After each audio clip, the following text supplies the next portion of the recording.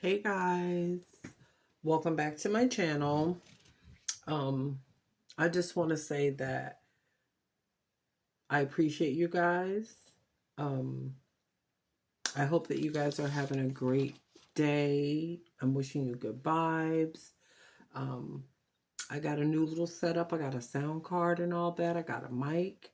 So we're going to see how this works out. Okay. Now, today, I'm going to be making a video um, in lieu of the current presidential election, things that are going on in Congress. I just want to touch on a few things, okay?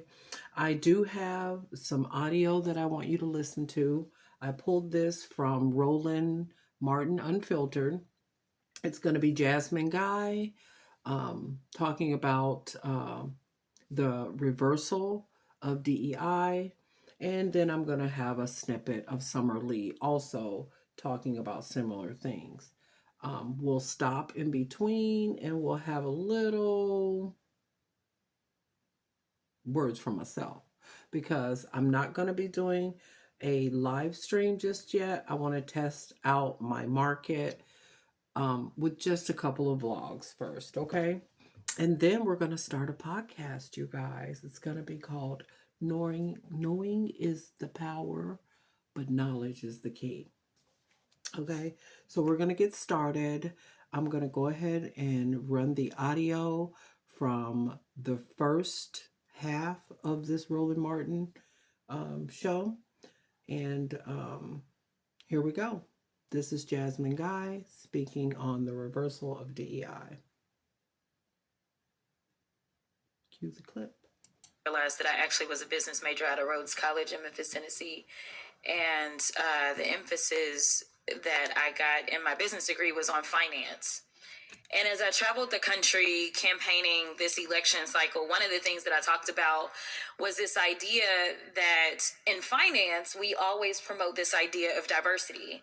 If you know anything about a portfolio, the one thing that you want to do is make sure that it's as diverse as possible, because at times certain stocks will perform better than others, and they will exemplify various strengths and weaknesses. And together, a diverse portfolio is usually what any good finance person would promote. They wouldn't promote that you solely invest in vanilla wafers, believing that that is going to be the strongest portfolio, but instead they may want to add some chocolate cake and some Twinkies into the mix to make sure that we have the best portfolio, because there will be different preferences by different people, and again, there will be different strengths. But as I sit here and I think about what we say and what I'm hearing as it relates to diversity when it comes to anything outside of making money. And to be clear, we are losing GDP every time we try to push back on this idea of diversity, because all of us bring something different to the table. But you consistently said over and over the word oppression, and every time that you said it, it was almost as if I was hearing nails on a chalkboard, because it seems like you don't understand the definition of oppression, and I'd ask you to just refer to Google to help you out. Oppression is the prolonged, cruel, or unjust treatment or control. That is the definition of oppression. And so as I sit here as a Black woman who practiced civil rights, let me tell you, the reason that my colleagues wanted to make sure you understood the same Black history that your side of the aisle wants to delete out of classrooms is because you can then misuse words like oppression. There has been no oppression for the white man in this country. You tell me which white men were dragged out of their homes. You tell me which one of them got dragged all the way across an ocean and told that you are going to go and work. We are going to steal your wives. We are going to rape your wives. That didn't happen. That is oppression. We didn't ask to be here. We're not the same migrants that y'all constantly come up against. We didn't run away from home. We were stolen. So yeah, we are going to sit here and be offended when you want to sit here and act like, and don't let it escape you that it is white men on this side of the aisle telling us, people of color on this side of the aisle, that y'all are the ones being oppressed, that y'all are the ones that are being harmed. That's not the definition of oppression. You tell me the prolonged, cruel, or unjust treatment that you've had, and we can have a conversation. You could start with Exodus. The final thing that I will say on this particular issue, two things. There is an article from The Guardian, and it is a little old. It's from 2021. So I apologize. But it said that back then, just 3 years ago, white men represent 30% of the population, but 62% of office holders. These are the issues that we are constantly looking at and recognizing and trying to say, is this just? I can't even tell you how many white men have served in this chamber, but I can tell you that I am only the 55th black woman to be elected to Congress. And so when you want to talk about history and pretend as if it was so long ago, it wasn't. Because again, I am just number 55. Finally, when we start to talk about what do these numbers do, as we're trying to say that diversity, equity, and inclusion is the problem, the reality is that when it comes to financial performance, companies with more diverse workforces are more likely to outperform their competitors. Companies in the top quartile for racial diversity are 35% more likely to outperform their peers on profitability. Companies with diverse executive teams are 25% more likely to generate greater profits. Diverse companies earn 2.5 times higher cash flow per employee. Diversity works. And until you can show me data that says otherwise, I think that we need to go back to being a country that listens to experts and gets out of our feelings and recognizes again that racism is real in this country. And until we stop pretending that it's not, we will not solve the problems that we are consistently facing. And that will bring real unity that we seek when we're looking for a more perfect union.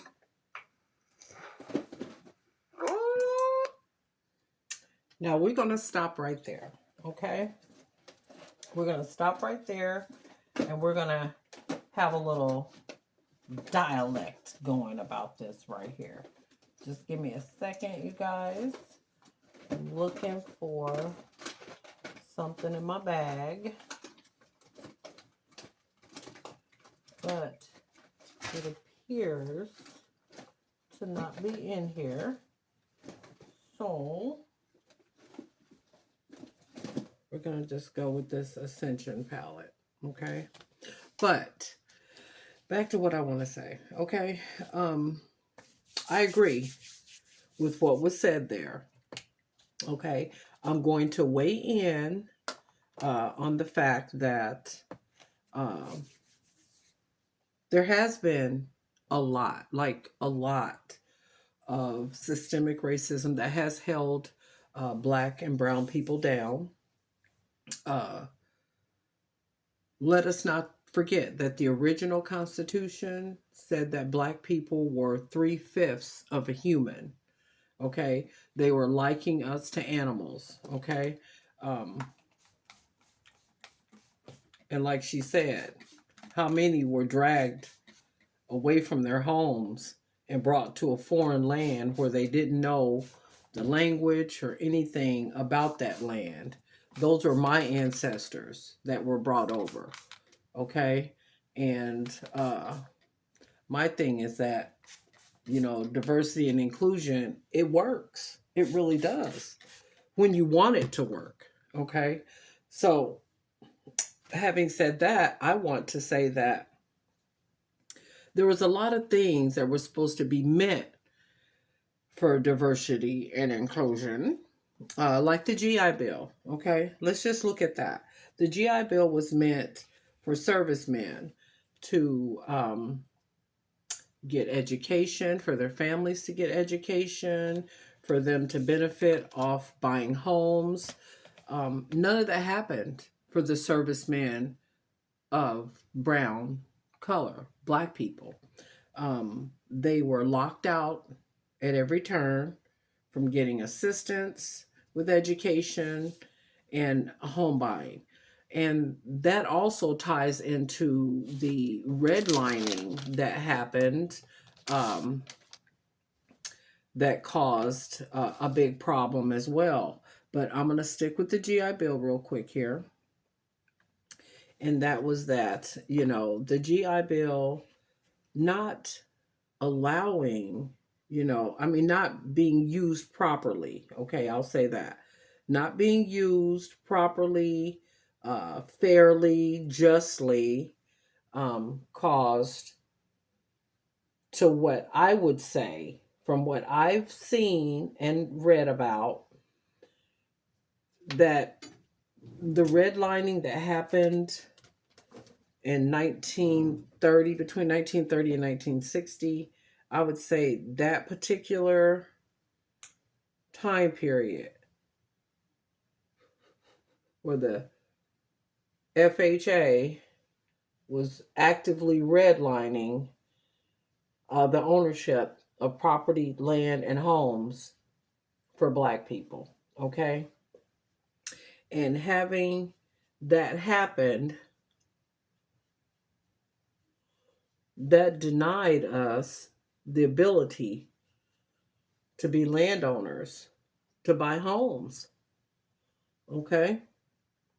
So that to me was a loss of a generational wealth gap. That's where the generational wealth gap actually began. Not to mention all the land that was stolen or just taken through eminent domain from Black people, um, our ancestors. Right now, today, uh, the total of that land would be about somewhere around 345, $48 billion. Okay.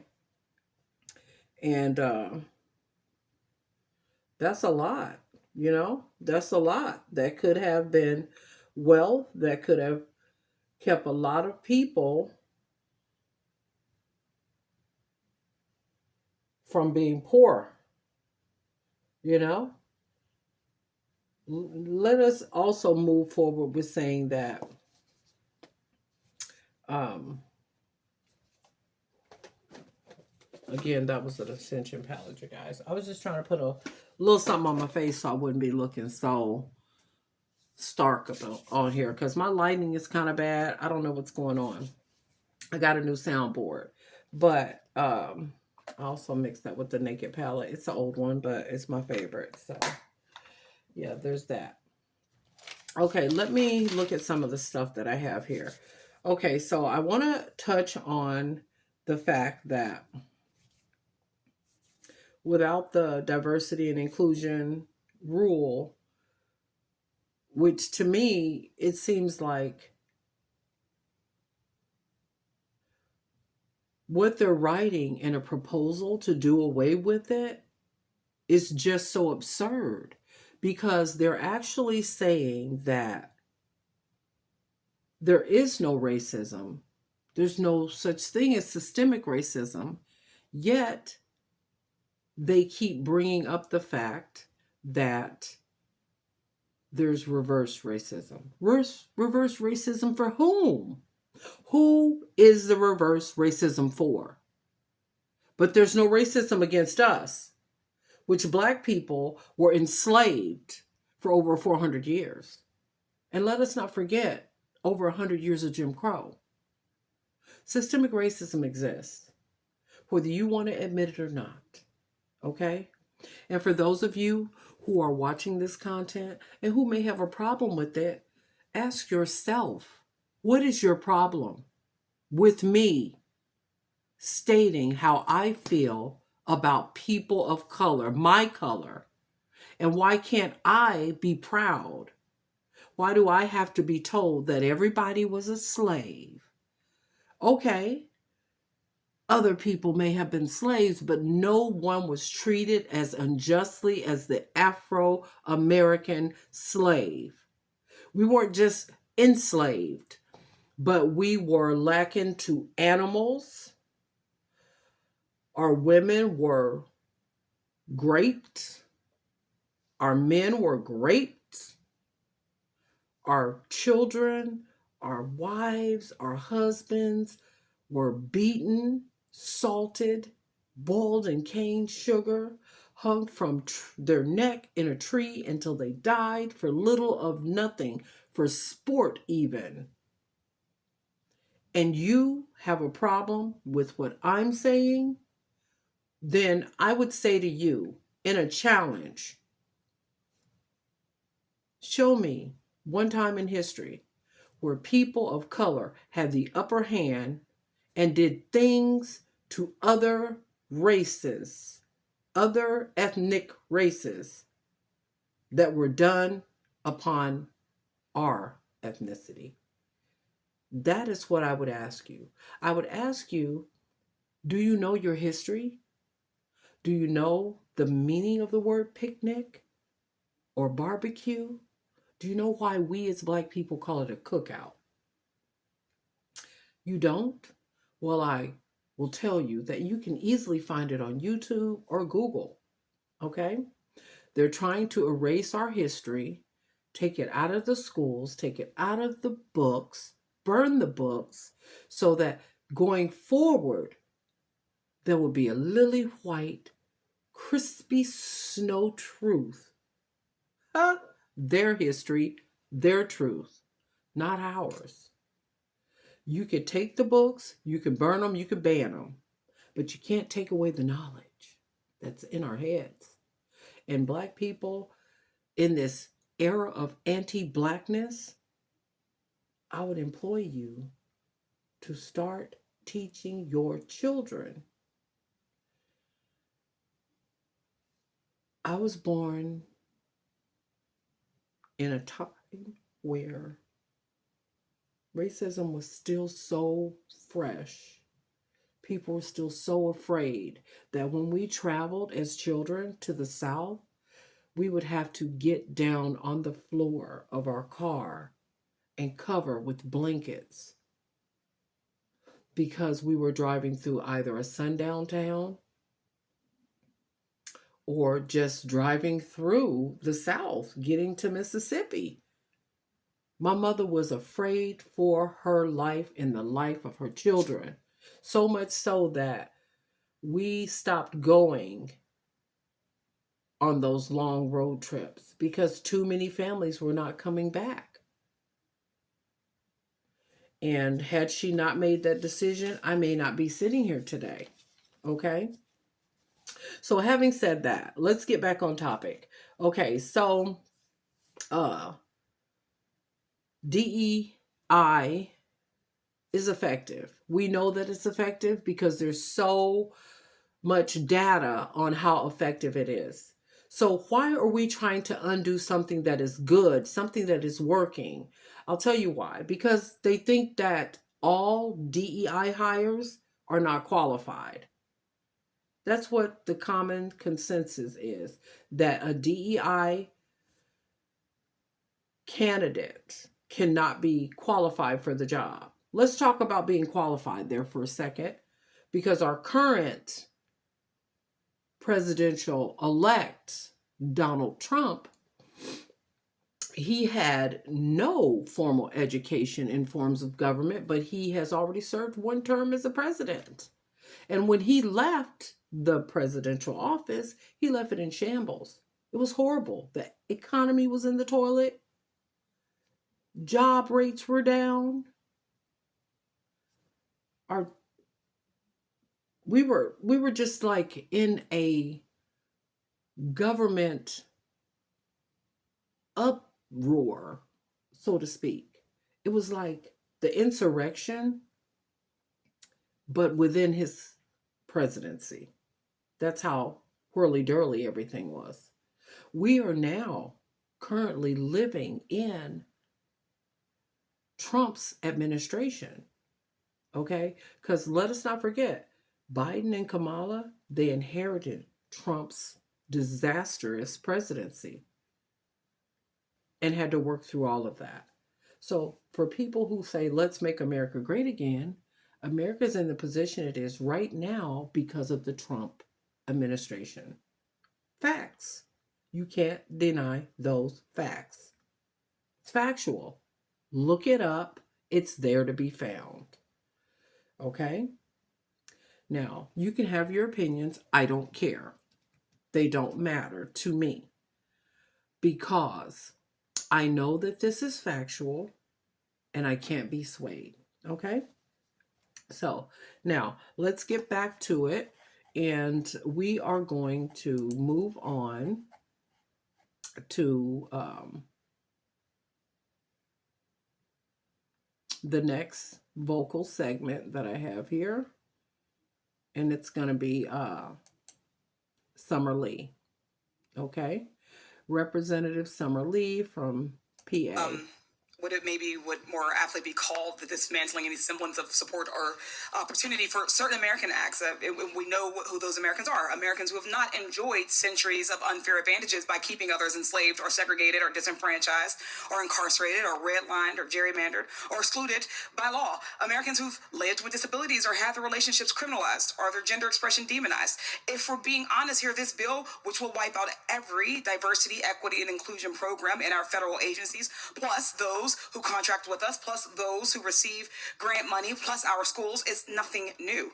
This is just the final piece of a decades-long obsession with targeting and dismantling anything that might give marginalized people a fair shot, including DEI programs, which honestly started the second the Civil Rights Act passed. Policies like affirmative action and diversity, equity, inclusion are the closest things we've had to the mythical bootstraps that some of my colleagues insist historically and currently harmed communities need to pick themselves up by.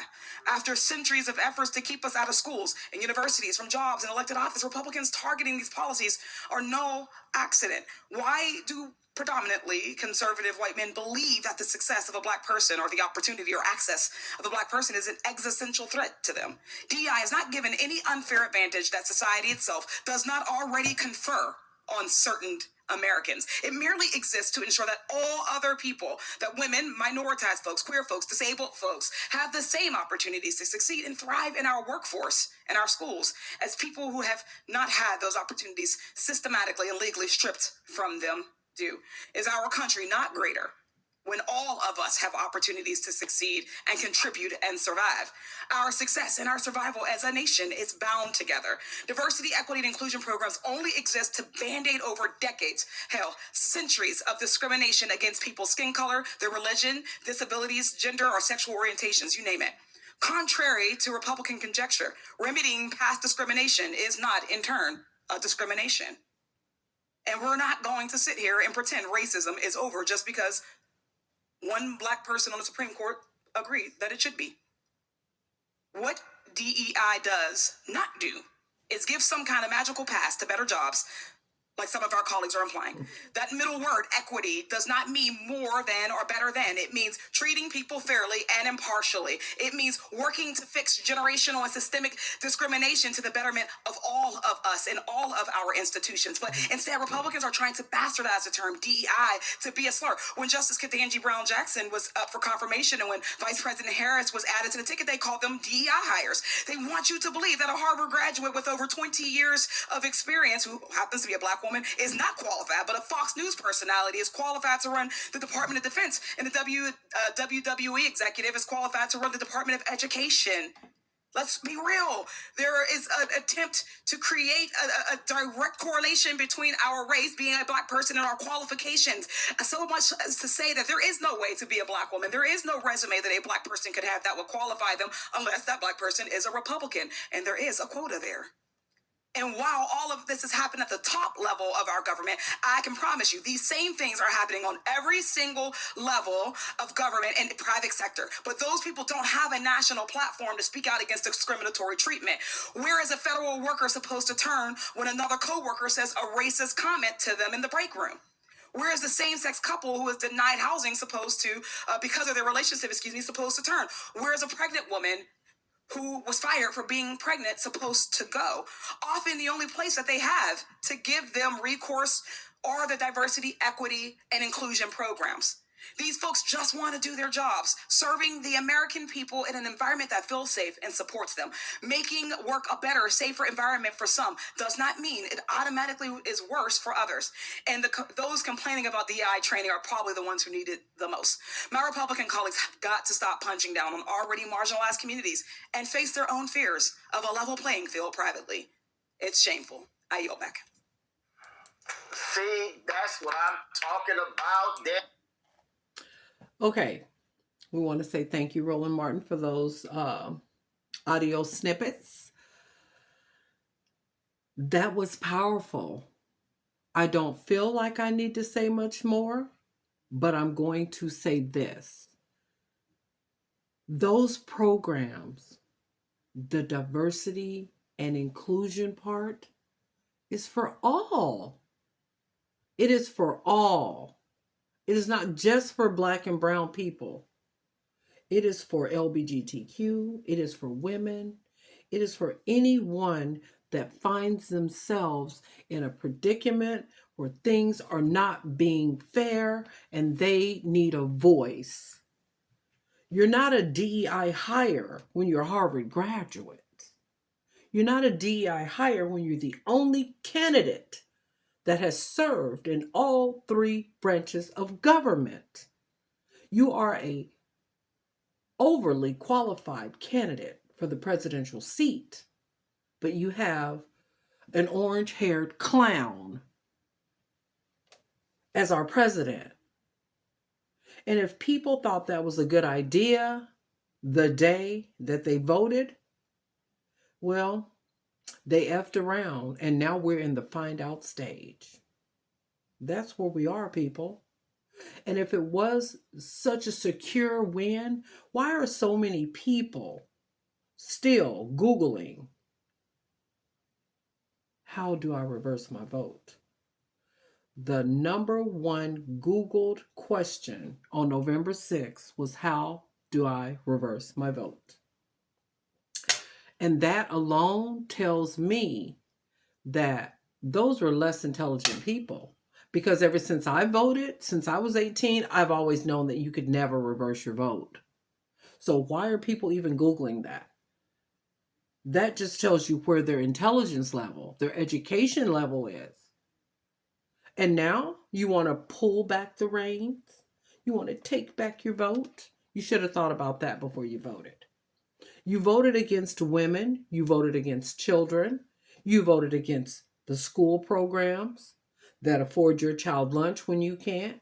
Scope, the morning Scope program, all of that. You voted against LGBTQ rights. You voted against women's rights. So tell me again why presidential-elect Trump was a good idea. I think it was because of systemic racism. I think that people felt like they had a point to prove, and they wanted to make sure that Black and brown people knew it. The people that you are saying that we are like taking your jobs, like, were you qualified for the job?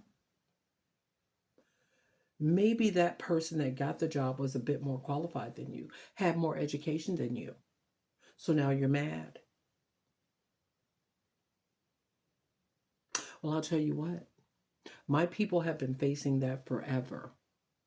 During the 1930s, all the way through the 1960s, we were redlined, kept from buying property, owning land, taking advantage of mortgages and things like that, bank loans.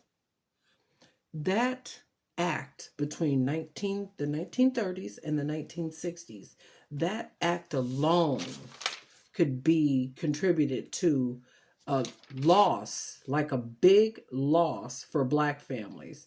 It created the like wealth gap between ethnic groups. Like, had we been able to keep the property that we did own, and I say that because there were Black people who had plenty of property that was either stolen from them, farmland that was taken from them, or they used eminent domain to steal it from them. And if we totaled the value of all of that land today, it would be well over $345 to $348 billion. And let's talk about $1 billion. Let's talk about that for just a second here. You have a millionaire and you have a billionaire. Let's put that into context. If somebody gave you $5,000 a day, it'll take you about a year to become a millionaire, okay? But if somebody gave you $5,000 a day, it'll take about roughly 572 years to become a billionaire. And that's $1 billion, not multiple, just one. And we have about roughly 28 to 30 billionaires, okay, in the world. These people, these billionaires, could run the entire world with their wealth, okay? And now you have Elon Musk, who is one of the world's billionaires, puppeting the presidency. And he gets to get a seat in the Oval Office. Imagine that. I want to say that I felt so much hurt by this election, so much pain, so much anger, you know. Nobody was listening to the people in the room that was saying that they have served with Donald Trump. His own cabinet from previous presidency had said it is not a good idea. This man cannot be trusted with the nation's secrets. He is insane. He's like a child. And then J.D. Vance, who himself is a bit questionable when it comes to LGBTQ. But now that he's married, he wants to sit here and call a grown woman a cat lady. Do you have a mother? Do you have sisters? I just don't understand how Project 2025, which ties into this presidency, because they are pushing to get a Christian-led world, like all white Christian men making the decisions for everyone. As a woman, you'll lose your vote. Your vote will be allocated to the man in your household or your family, be your father, your uncle, your brother, your cousin, as long as it's a man. It just won't be you. Okay? I voted blue. I voted for liberty, justice, fairness, equality, democracy. If you voted red, you voted against all of that. That's all I want to say. If you voted red, you voted against all of that. And if you don't think that you did, then you are Delulu. Seriously. Okay? I also wanted to mention, while we're on this platform, that there's a lot of things that a pro-Black person, that means that you're pro your own race, just like the Asians are, just like the Caucasians are, just like the Arabs are, just like the Indians are, just like the Palestinians are, just like everybody else except Afro-Americans, except the Black people. A Black dollar circulates, you know how many times before it goes back into the economy? Oh, y'all don't want me to get started on that. You don't want me to get started on that. Because Black people, being so anti-Black, will not spend their own money with Black people. The trust there has been systematically snatched out of Black and brown people. They just don't trust each other. They'd rather spend all their money in a failing company and lose all their money than to invest it into a Fortune 500 Afro-American company that's doing well.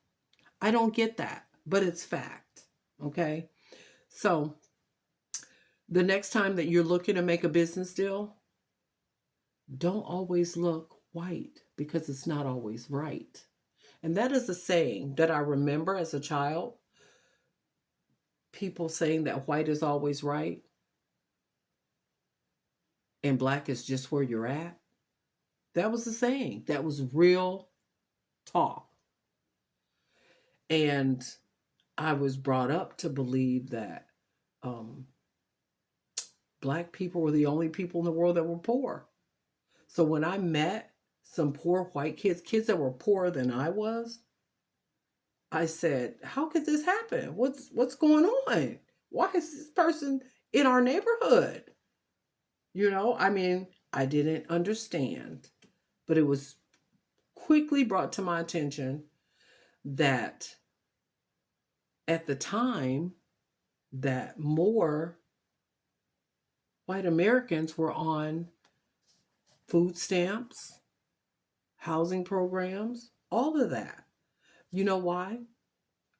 Because they wanted to give it to them first. And then when they started pulling away from it, more black people were entering into those programs because they were allowing it because they didn't have a lot of other people in those programs. And once they start allowing brown people in those programs, they snatched the father right out of the home.